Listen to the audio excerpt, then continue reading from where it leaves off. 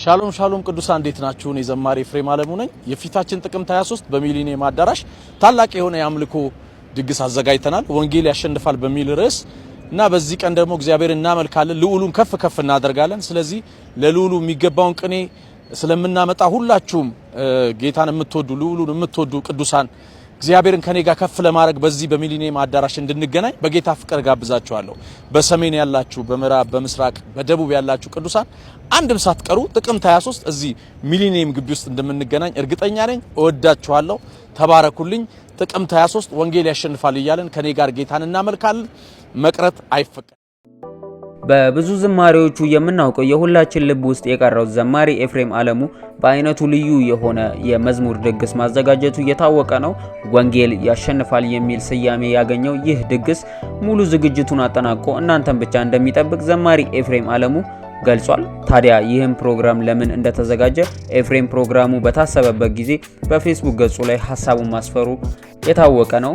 ታዲያ ዘማሪ ኤፍሬም አለሙ የዝማሬ አገልግሎቱን የ15 ዓመት ልጅ እያለ በቤተ ክርስቲያን ውስጥ አገልግሎት ጀምሯል። ዘማሪ ኤፍሬም እግዚአብሔር በዝማሬው አገልግሎቱን በስፋት ከተጠቀመባቸው የተወደዱ ወጣቶች ዘማሪ መሃል ነው። ዘማሪ ኤፍሬም አለሙ ለወንጌል አማኞች በረከት እንዲሆኑ ከዚህ ቀደም በ1997 ኮሌክሽን ለየት ያለ መንፈስ በአልበም ደረጃም ደግሞ በቁጥር 1 አልበሙ በ1998 የነፍሴ ማምለጫ በቁጥር 2 አልበሙ በ2001 ዝናዬ በቁጥር 3 አልበሙ በ2003 ክብራችን አንተ በቁጥር 4 አልበሙ በ2011 ኢየሱስ እንዲሁም የመዝሙር ቪዲዮዎችን መዳኔ ይበቃኛል የመዝሙር ቪሲዲ አንገቴን አልደፋም ከዘማሪ ቃላ ጸጋዬ ጋር የመዝሙር ቪሲዲ ለማን አዳልቶ ከሙዚቃ ኢዮአብ ጋር የሙዚቃ ቪዲዮ አበርክቶናል። ዘማሪ ኤፍሬም ዝማሬዎቹ ከዳር እስከ ዳር በወንጌል አማኞች ዘንድ የሚወደድ ከቤተክርስቲያን ውጪ ያሉ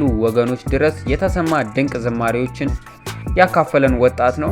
በጥቅምት 23 በሚሊኒየም አዳራሽ በወንጌል አላፍርም የተሰኘ የመዝሙር ድግስ ተዘጋጅቶልናል። ይህ መልእክትም የምትመለከቱ የዚህ ፕሮግራም ተካፋይ እንድትሆኑ በጌታ ፍቅር እናሳስባችኋለን። ቪዲዮን ከወደዳችሁት ላይክ፣ ሼር ማድረግ እንዳይረሳ። ሐሳብ አስተያየታችሁን በሐሳብ መስጫ ሳጥን ውስጥ ያስቀምጡልን። ለዚህ ቤት አዲስ የሆናችሁ ሰብስክራይብ በማድረግ ቤተሰብ ይሁኑ።